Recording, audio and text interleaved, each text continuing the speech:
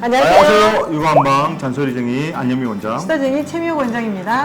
아이들 보게 되면 자꾸 이렇게 배 아프다고 하는 아이들이 있단 말이에요. 그렇게 그렇죠. 되면 엄마들이 이거 진짜 아이가 배가 아픈지 아니면 깨병이 깨병인지 그렇게 궁금해하십니다. 밥상에 앉으면 그때부터 배가 아프기 시작합니다. 그리고 잘 안 먹으려고 그러고. 잘 안 먹으려고 하고 그런데 본인이 좋아하는 음식을 나올 때는 배가 또 먹었습니다. 안 아파요. 그죠? 진짜인지 이상하다 아닌지 병원을 가야 되는지 그죠? 그것 때문에 물어보시는 경우가 아무래도 이제 많습니다. 이런 아이들 같은 경우에 원래 잘 먹으려고 하지 않고 편식이 심하고 그러다 보니까 아무래도 이제 이런 경우가 이제 성장 부진으로도 연결될 수도 예. 있고 아무래도 면역력도 많이 떨어질 수 네. 있겠죠. 그래서 이제 실질적으로 이게 반복되는 게 배가 아프다는 이제 복통이라든지 소화기 문제로 찾는 아이들 같은 경우에 3개월에 이제 3회 이상이니까 매달 달에 한 번 번 정도 아프다 그러면 네. 이걸 이제 아이들 같은 경우에 반복성 복통이라고 볼 수가 있습니다. 그렇죠. 그 경우는 정말 장에 문제가 있을 수도 있겠네요. 그게 이제 반복적인 복통을 호소하기 때문에요. 그리고 아무 문제 없는데도 불구하고 아까 배 아프다고 말하는 경우, 그러니까 음식만 보면 배 아픈 경우. 그렇죠. 이제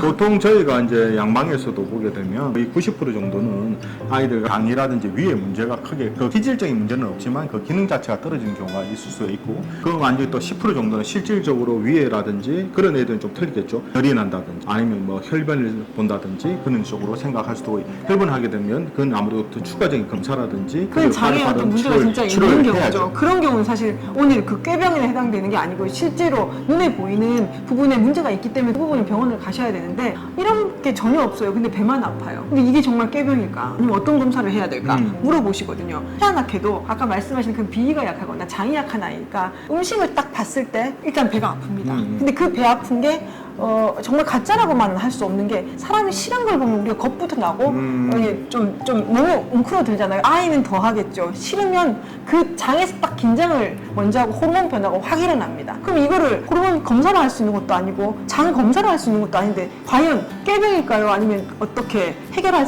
방법이 없을까 하고 물어보시는데요. 어떻게 해야 될 것 같습니까? 아무래도 비위 기능을 좀 강하게 만들어줘야겠죠. 특히 그렇게 해야겠죠. 네네, 이런 경우가 한의원의 내원을 많이 하십니다. 그죠? 요즘 같은 경우는 특히 이제 코로나 때문에 네. 집에서 이제 아무래도 이제 아이들이 많이 있게 되고 특히 이제 저학년 아이들 같은 경우에 이게 집에서 온라인 수업을 하잖아요. 그러니까 온라인 수업을 하게 되면서 아이들이 자꾸 수업 시간에 자꾸 뭘 군것질을 하는 경우가 많이 생깁니다. 그래서 그렇죠. 특히 아이들이 기름질 음식이라든지 인선식품을 많이 먹게 되면 먹거리에서 딱 체기가 생기면서 될 수 있는 배가 아플 수가 있거든요. 그래서 이걸 이제 식적 복통이라고 하고 네. 그리고 예민한 애들, 스트레스 받는 애들 같은 경우에 이제 기체 복통이라 해서 심인성으로 해서 아픈 그렇죠. 경우가 좀 많아지죠. 심인성. 그래서 한방에서는 심리적으로. 저희가 이제 치료하고 또 뭐 약이라든지 침이라든지 그걸 할 수 있는 것을 이게 크게 아이들 같은 경우에 식적이라든지 기체 복통으로 이게 저희가 조절할 수 있다고 생각을 합니다. 그렇죠. 식적 복통은 아무래도 먹거리 조절을 해야 되겠고 위장 기능을 튼튼히 만들어야 되겠지만 그 아까 기체 복통은 긴장을 일단 좀 풀어야 되잖아요. 스트레스를 받으면 배가 아프기 시작하니까요. 그러니까 그럴 경우에 원장님은 진료실에서 아이들을 뭐 마사지나 이런 요법으로 아무래도 이제 이렇게 소화시키기 어려운 음식을 먹었다든지 애가 순간적으로 이제 스트레스, 배가 아프다 그러면 아주 간단하게 이제 배꼽이 이제 애들 이런 경우는 이제 배꼽주위가 아프다 그러거든요. 그래서 배꼽을 중심으로 해서 시계 방향으로 이렇게 마사지를 해준다든지 아니면 따뜻한 수건을 시프해주게 되면 도움이 많이 됩니다. 아, 그렇죠. 그리고 이제 뭐 필요에 따라서 여러 가지 뭐 아통증을 이렇게 지압할 수 있는데 이제 그거는 이제 혈자리 통해서 그거는 제가 다음 시간에 저희가 이제 영상을 통해 가지고 그 겁소라든지 예전에 또 저희가 이제 전자침 한번 한번 찍었던 것 같죠? 있거든요. 예. 그래서 그 부분을 통해서 이제 집에서 간단하게 할 수 있는 부분을 아니면 지압봉을 이용해서 할 수 있는 부분을 제가 한번 영상에서 한번 알려드리려고 합니다. 네. 그리고 또 아까 시민성 그다음에 식적 복통 이런 것들이요. 음식하고 관련이 사실은 많습니다. 긴장도 긴장이지만 일단 장 쪽에 문제가 없게 만들어 주려면 달달한 것들, 밀가루 음식, 그다음에 요즘은 아이스크림. 차가운 거 네, 정말 차가운 안 거. 되겠죠. 이 세 가지를 반드시 조금 금기를 하셔야 이 아이의 복통은 해결이 됩니다. 그리고 저기 어머니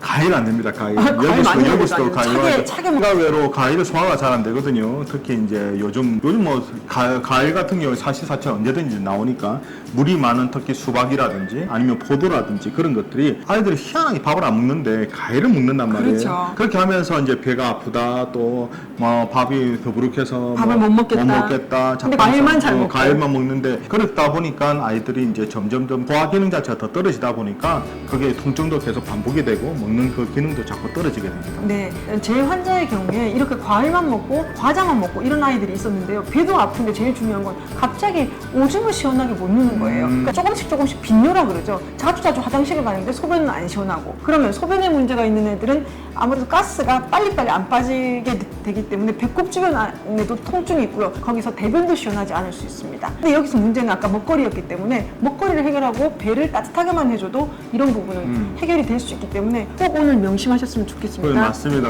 어차피 좋은 치료 방법도 있긴 한데 일단은 첫 번째는 먹거리거든요. 그래서 어머니께서 아이들 같은 경우 규칙적으로 아침, 점심, 저녁 그리고 간식은 또 가급적이면 정말 딱 정해놓고 먹였으면 좋겠습니다. 그렇죠. 그리고 소화될 때 애나 어른이나 저희가 항상 먼저 말씀드립니다. 치료하는 게 중요한 게 아니라 먹거리 관리가 정말 중요한데 소화되는 음식부터 일단 끊어야 된다. 특히 밀가루 음식, 또 차가운 음식 그런 부분을 조금 조심하면서 필요에 따라서 배꼽 주위에 이제 마사지라든지 찜질이라든지 아니면 급소에 대해서는 지압을 좀 해준다든지 하면서 하면 도움이 많이 될 거라고 생각합니다. 그렇죠. 자, 이처럼 이제 궁금한 육아 정보는 언제든지 댓글 달아주시면 준비해 보도록 하겠습니다. 우리 아이들을 위한 잔소리쟁이 안유미 원장, 수다쟁이 최미영 원장이었습니다. 좋아요와 구독하기도 잊지 마시고요. 다음 영상에도 만나뵙겠습니다. 육아는 한방